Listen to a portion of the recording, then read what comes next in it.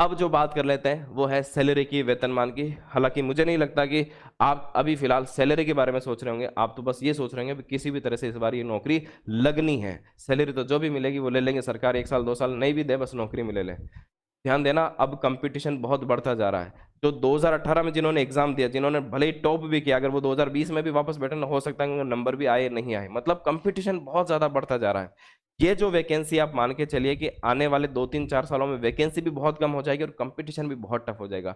तो हर चांस को अपने लिए आखिरी चांस ही मानकर चले कि मेरे लिए बस ये आखिरी चांस है और इस बार मुझे सेलेक्ट होना है, तो आप सेलेक्ट हो पाएंगे। लेकिन अगर आपने डील डाल करी कि ये तो पहली बार चांस है, अगली बार और देख लेंगे, तब सिलेक्शन से आप बहुत पीछे चल जाएंगे। कंपटीशन बहुत ज़्यादा है, पोस्ट बहुत कम है, कंपटीशन बहुत ज़्यादा है। इसमें वही आगे बढ़ पाएगा जिसने बहुत ज़्यादा कड़ा अभ्यास किया है, वही यहाँ पर ज़्यादा आगे निकल पाएगा। सैलरी की बात करें तो यहाँ पर जो मैंने आपको बताया था पद कोड 5 वाला, वो एक ऐसी वैकेंसी जो लेवल 5 की है, बाकी सारी की सारी लेवल 8 है। आपको पता होगा कि 6 छठे वेतन आयोग के बाद लेवल में बांट दिया गया, तो लेवल 8 से लेकर लेवल 5 आपने देखा होगा। एलडीसी जो होते हैं, एलडीसी का जो लेवल होता है वो लेवल 5 होता है और ये लेवल 8 है। ठीक है, थर्ड ग्रेड टीचर होते हैं उनका लेवल 10 होता है, सेकंड ग्रेड लेवल 11 होता है, फर्स्ट ग्रेड लेवल 12 होता है, आरएस जो होता है वो लेवल 14 होता है। इस तरह से लेवल बांट रखा है। तो ये लेवल 8 की पोस्ट है और अच्छी पोस्ट है सारी की सारी। बस एक पोस्ट है वो लेवल 5 की, यानी एलडीसी के बराबर। उसका ग्रेड पे, लेवल 8 का ग्रेड पे होता है 2800 और लेवल 5 का ग्रेड होता है 2400। अब मैं आपको ग्रेड पे के हिसाब से बता देता हूँ कि सैलरी कितनी मिल जाती है।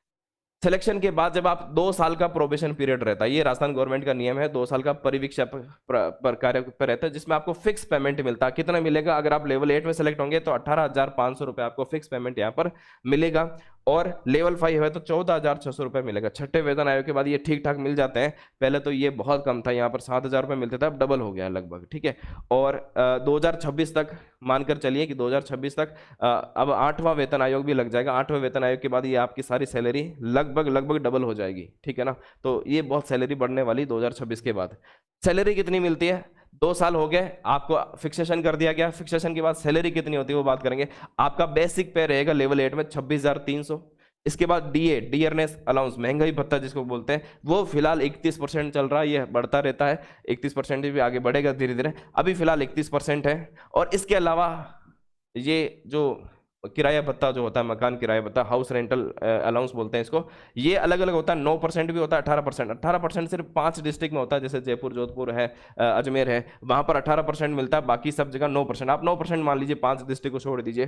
तो अभी 9% के एवरेज के हिसाब से मैंने सबको जोड़ा तो ये लगभग बैठता है 36 से 37,000।